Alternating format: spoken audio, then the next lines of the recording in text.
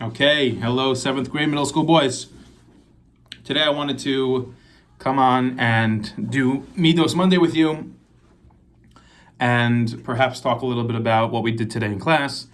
Also, I'd like to obviously give an intro before we start learning that please check the Google Classroom, especially if there's a delay or whatever. Please be on top of all the work and make sure it's in before. You might have a little extra time to do it. So make sure you're doing all the assignments, etc.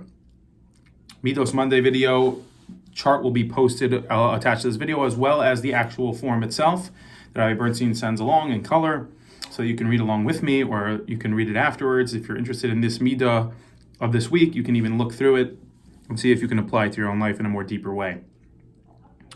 I'd like to just reference the activity we did today. So if you weren't here today, I'm sorry, I apologize. You missed a fun activity we did today. I just finished doing it with a couple of my students here in this yeshiva. But we went through the idea of football because apparently last night there was some sort of big football game. And over the years I felt, obviously inspired by other,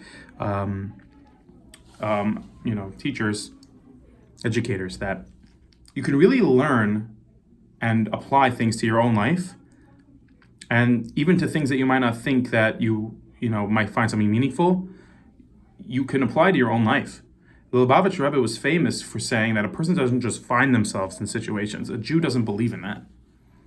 We find ourselves in situations that HaKadosh Baruch Hu helped us get to that part, and there's something that we can do, and there's a positive thing that we can do in that situation, always. There's a reason why when you woke up and you were hungry, you ended up going to this restaurant or going to this place to get food, or, seeing this person on the street on the way to shul. There's reasons for everything. And if we're just sensitive to that, we can make a big impact. So one of the things I wanted to do with the class was to work on how can football impact us in a positive way. Because we shouldn't just watch the game and move on with our lives. Can we learn something from last night? Can we learn that so many Jews are watching this football game? At some point you might think it's not even about the football anymore. It's about all the other stuff of the game. Whether it's the people who are in the crowd, the commercials that come on in between, whoever's performing in halftime, you kind of lose that it's a football game when it's really the most important one of the year. So we came up with a whole list and whatever. Which is funny because this midah of the week is sort of a combination of the few middos that we've done the last couple weeks, which is using our intellect, our mind, to think about what HaKadosh Baruch Hu would want us to do. Are we doing the right thing? Am I reflecting on things that I've done in the past that I did today? Am I growing? Am I doing better? Was what I did today proper? How I behaved in class was good or bad? What was good about it? What was bad about it? Did my parents see my behavior chart today? Did they see the score? Did they see the number that I got? What does that number represent? Thinking about all these things will make us better people, says the Middos Monday on Rabbi Bernstein's handout. You can look along with me. I'm reading from the Middos Monday splice out that's on the top.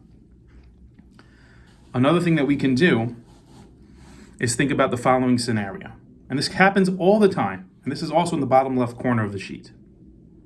You find yourself in a little bit of a predicament, a little bit of a problem. There's a group chat.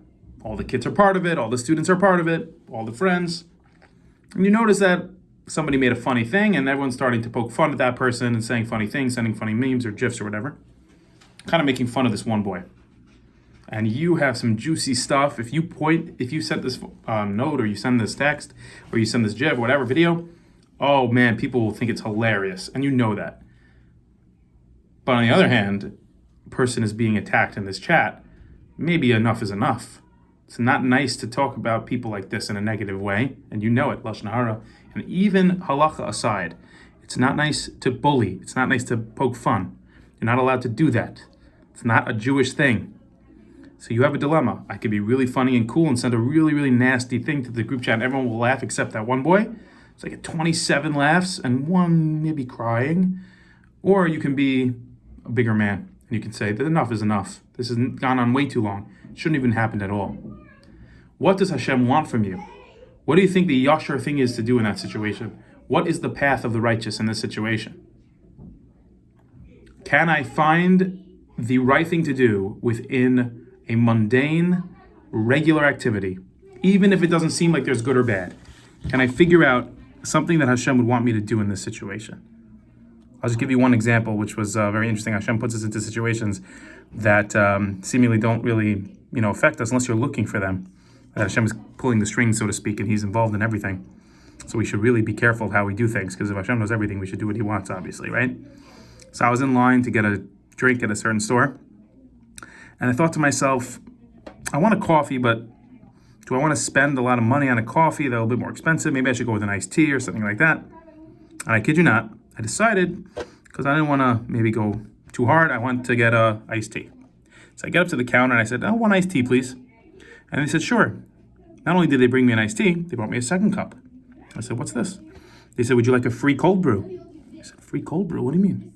She said, we're giving out some tasters of our new flavor, and we want to know if you would like a free cup. I said, that's so strange. Have they ever done this before at the store? Not that we know, but it's a new flavor, and they haven't come out with new flavor recently, so we're giving out tasters at this store. I said, are they doing this at other stores? She's like, not that I know of. We just decided as a staff to give out tasters. We thought our customers might like that. Unbelievable. HaKadosh Baruch Hu read my mind. I needed some coffee for some caffeine, for some whatever, to wake me up. And at the same time, I didn't want to spend so much money, so I wanted a little bit of a lighter drink, whatever, iced tea. HaKadosh Baruch Hu gave me both. Unbelievable. I made sure that the flavor was kosher, whatever it was, but Lamaisa, it was a very, very moving experience. And the lady was looking at me like, what's the big deal? Just take it or not. Make your decision. And I was like, it's a lot deeper than that. I felt really moved by HaKadosh Baruch Hu sending me a little message. Hashem is always there. Hashem is always watching us. Hashem gives us the rule book. He gives us the tools. He gave us the instructions. It's the Torah HaKadosha. It's the Rabbanim that tell us what to do. Are we following the instructions, or are we deviating from them and trying to break the watch, trying to fidget with it before I even know how to use it and I end up breaking it? Or am I going to read the instructions or ask the person who made it, maybe you can tell me how to use it properly so it doesn't break. With that in mind, please work on, I know it's 7 minutes into the video, please work on this midah. It'll make you a better person, and it'll make all your friends better people.